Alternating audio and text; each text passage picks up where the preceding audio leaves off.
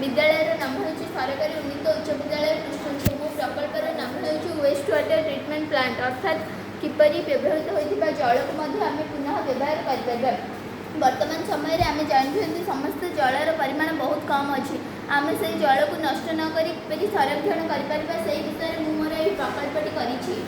विभिन्न प्रकार industry society एवं विभिन्न प्रकार कलकारखाना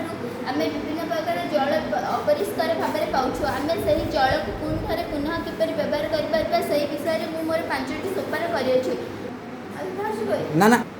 आम यही जो व्यवहार जल को आम गोटे प्रथम गोटे टांकी कलेक्शन कर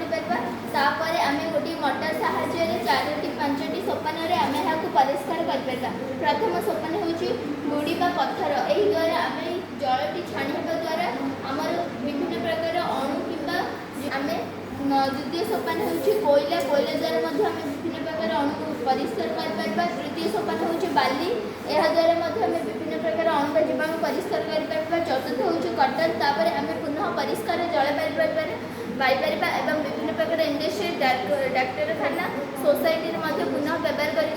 व्यवहार कर जल को संरक्षण कर।